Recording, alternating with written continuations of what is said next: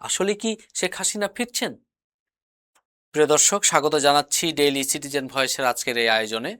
আপনারা বাংলাদেশ সহ পৃথিবীর যে যেখান থেকে শুনছেন সবাইকে আমি স্বাগত জানাচ্ছি ডেইলি সিটিজেন ভয়েসের আলোচনায়।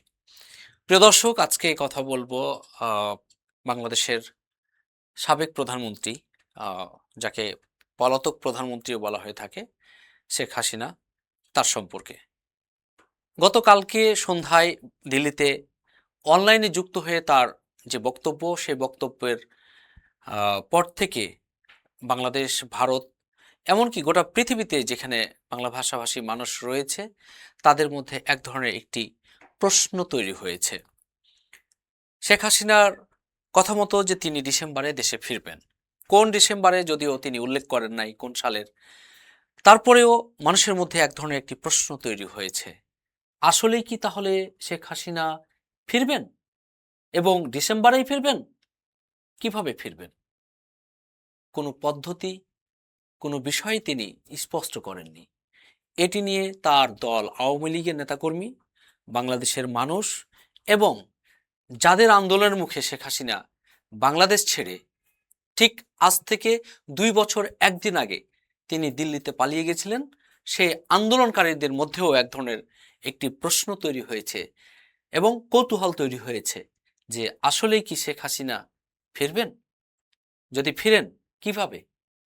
সেই প্রশ্ন নানান মানুষের মধ্যে তৈরি হয়েছে।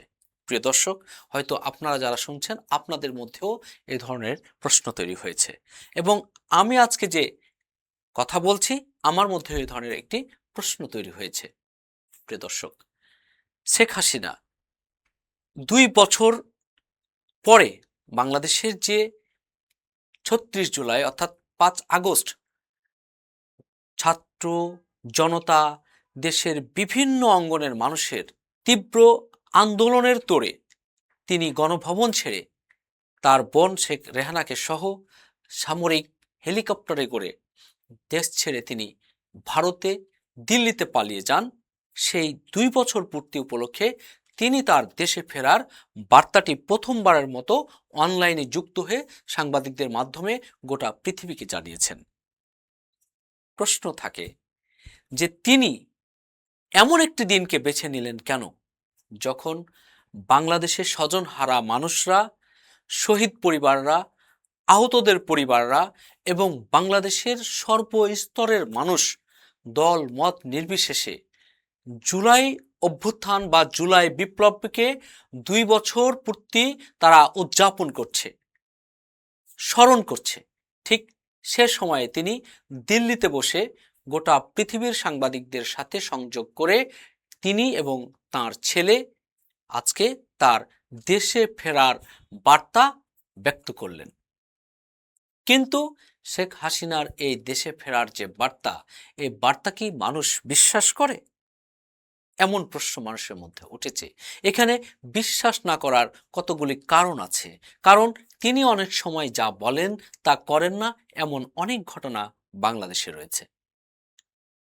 তিনি পালিয়ে যাওয়ার ঠিক কয়েকদিন আগে তিনি বলেছিলেন, শোনা যাচ্ছে শেখ হাসিনা নাই, শেখ হাসিনা চলে গেছে, শেখ হাসিনা পালিয়ে গেছে।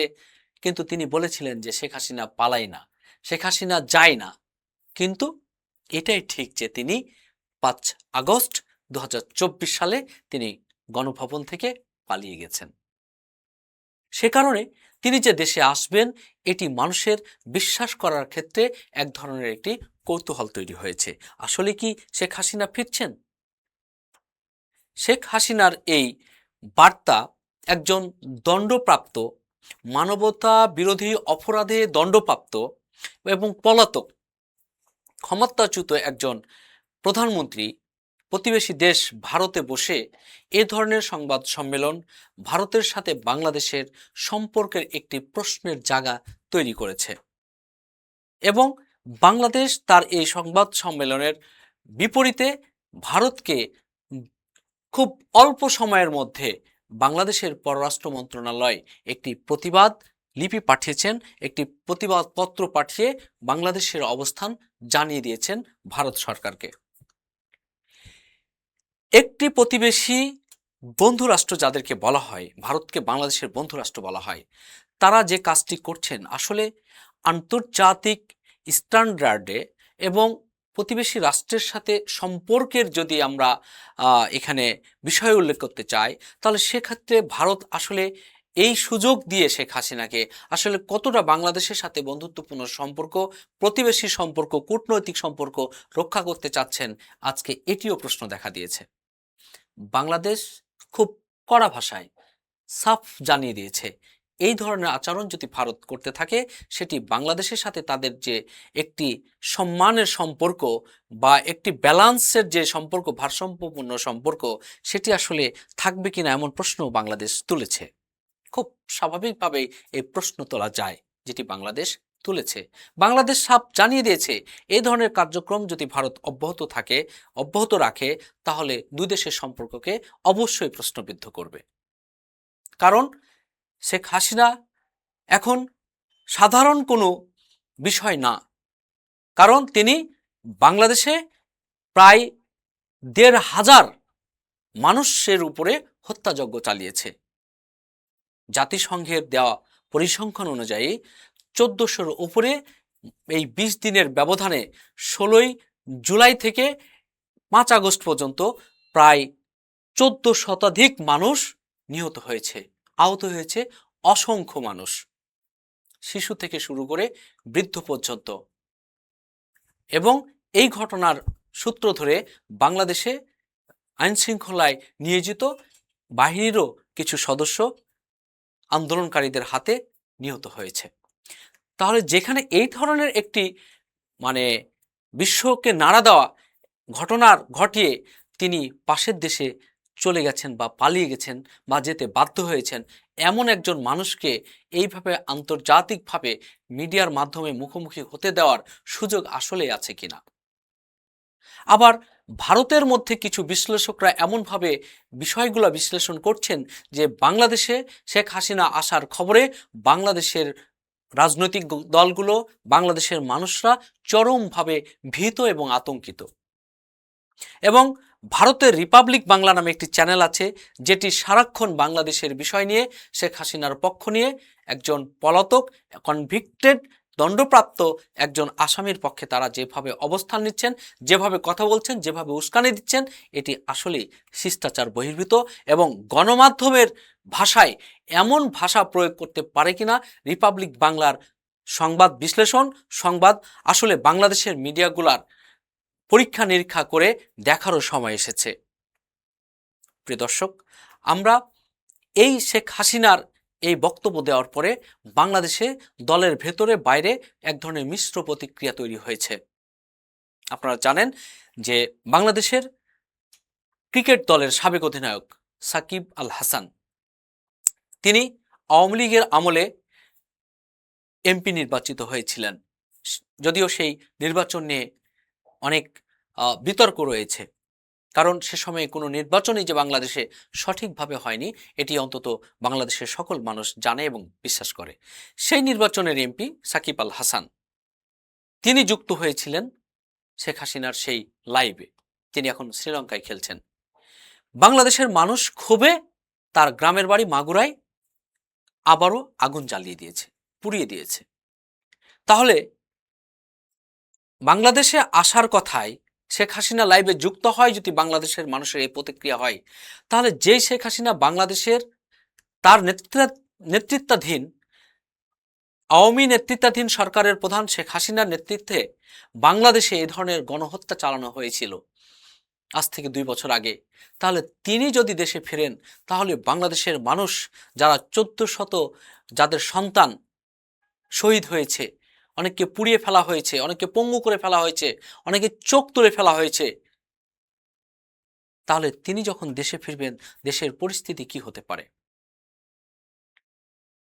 এবং তিনি মৃত্যুদণ্ড মাথায় নিয়ে আসলে দেশে আসতে পারবেন কিনা, আসবেন কিনা, এমন প্রশ্ন এখন প্রত্যেকের মনে তৈরি হয়েছে।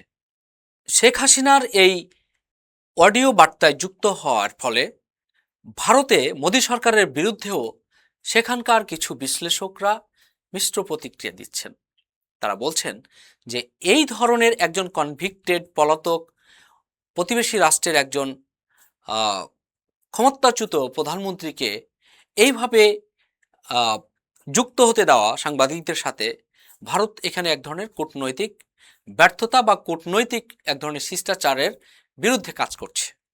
এ ধরনের যুগ এ ধরনের কোনো বার্তায় তাকে যুক্ত হতে দেওয়া প্রতিবেশী রাষ্ট্রের সাথে সম্পর্ক খারাপ করার জন্য এই মোদী সরকারই দায়ী, এমনটি কথা তারা বলছেন।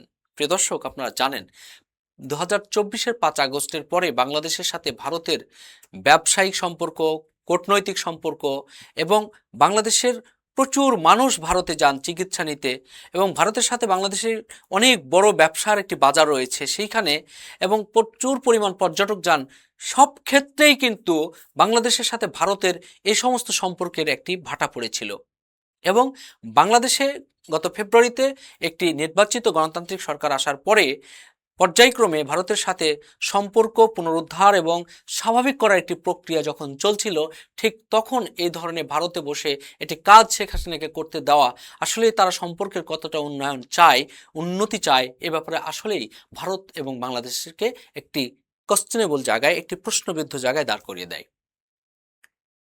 প্রিয় দর্শক, এখন দেখতে হবে আসলে ভারত কি চাইছে। বাংলাদেশ তো স্পষ্ট বার্তায় বলে দিচ্ছে যে আমরা সমতা, সম্মানের এবং ন্যায্যতার ভিত্তিতে আমরা সম্পর্ক চাই।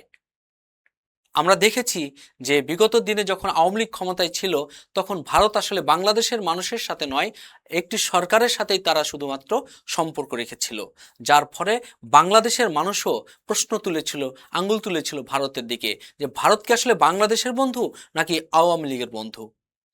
তবে ভারতের একটার পর একটা পদক্ষেপ আসলে এটি বাংলাদেশের মানুষকে ভাবতে বাধ্য করছে যে আসলে ভারত কি বাংলাদেশের সাথে সম্পর্ক চায় নাকি আওয়ামী লীগের সাথে সম্পর্ক চায়। যদি কোনো রাষ্ট্র একটি নির্দিষ্ট দলের সাথে সম্পর্ক চায় তাহলে খুব স্বাভাবিকভাবেই প্রতিবেশী রাষ্ট্র হিসাবে বন্ধু রাষ্ট্র আর বলা যায় না। এই বিষয়টিও ভারতকে ভাবতে হবে, এমনটি ভাবছেন কিন্তু বাংলাদেশের মানুষ। প্রিয় দর্শক, আসলে আমরা একটু আলোচনা করতে চাই যে শেখ হাসিনাকে যে প্রশ্ন বিভিন্ন সাংবাদিক করেছেন ভারত এবং আন্তর্জাতিক মহলের, সে ধরনের প্রশ্নে তিনি কি ধরনের উত্তর দিয়েছেন। আমরা লক্ষ্য করেছি যে প্রতিটা প্রশ্নের উত্তর তিনি এড়িয়ে গেছেন এবং কিছু কিছু প্রশ্নের উত্তর তার ছেলে সজীব জয়ের দিকে ঠেলে দিয়েছেন। যেমন একটি খুবই প্রাসঙ্গিক এবং গুরুত্বপূর্ণ প্রশ্ন ছিল যে বাংলাদেশে যে গণহত্যা চালানো হয়েছে তার নেতৃত্বে, সেই ব্যাপারে তিনি কি বলবেন, তিনি দুঃখ প্রকাশ করবেন কিনা, ক্ষমা চাইবেন কিনা, এমন একটি প্রশ্ন তার ছেলে সজীব জয়ের দিকে ঠেলে দেওয়া হয়। এবং সজীব জয় বাংলাদেশে যে হত্যাযজ্ঞ চালানো হয়েছিল সেটির বিষয়ে ক্ষমা চাওয়া তো দূরের কথা, বা তাদের অবস্থান জানানোর বাদ দিয়ে তিনি অত্যন্ত কৌশলী উত্তর দিয়েছেন যে বাংলাদেশে যে পুলিশ মারা হয়েছে তা যদি তারা ইন্ডিমিনিটি দিয়ে যদি জায়েজ করে তাহলে অন্যের বিচার করার ক্ষেত্রে বা অন্যের ক্ষমা চাওয়ার বিষয়টি কেন তারা চিন্তা করে।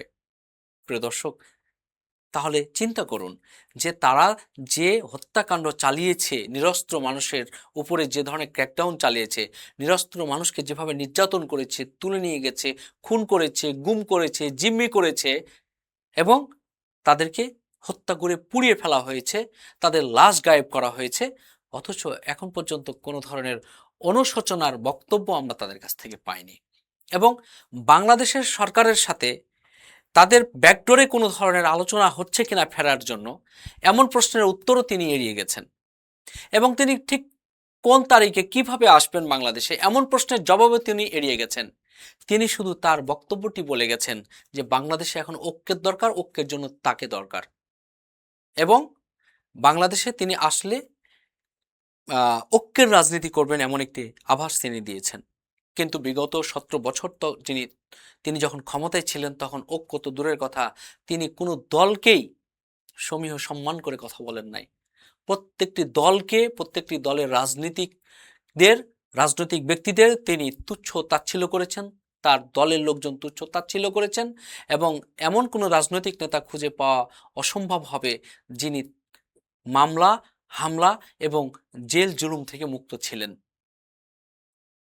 তাহলে আবার তিনি দেশে ফিরে নতুন করে ঐক্যের বার্তা দিতে চান বা ঐক্যের রাজনীতি করতে চান, এটি বিশ্বাস করাও বাংলাদেশের জনগণের জন্য খুব দুরূহ হয়ে দাঁড়িয়েছে। প্রিয় দর্শক, আমরা জানি না তিনি ফিরবো বলেছেন, সত্যিই ফিরবেন কিনা।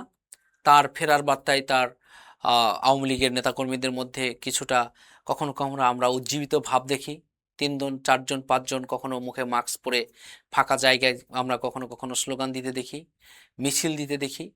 এবং আওয়ামী সমর্থিত বিভিন্ন ফরম্যাটে কিছু বুদ্ধিজীবী, কিছু মিডিয়া ব্যক্তিত্ব, কিছু কবি, কিছু সাহিত্যিক, কালচারাল ফ্যাসিস্ট যাদেরকে বলা হচ্ছে, তাদেরকে আমরা মাঝে মাঝে দেখি যে তারা বক্তব্য দিচ্ছেন আওয়ামী লীগের পক্ষ হয়ে। এবং বিগত দিনে যে ইন্টারিম গভর্নমেন্ট ছিল, সেই গভর্নমেন্টকে চরমভাবে সমালোচনা করতেও আমরা দেখি।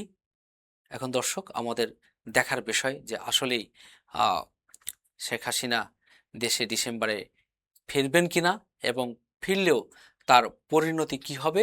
আমরা তিনি যে পরিমাণে জুলুম, অত্যাচার, নির্যাতন চালিয়েছেন বাংলাদেশের মানুষের উপরে, তিনি ফিরলে এর পরিণতি কি হবে সেটি দেখার, এবং তিনি আসলেই ফিরবেন কিনা সেটিও দেখার অপেক্ষায় আমাদেরকে ডিসেম্বর পর্যন্ত থাকতে হবে।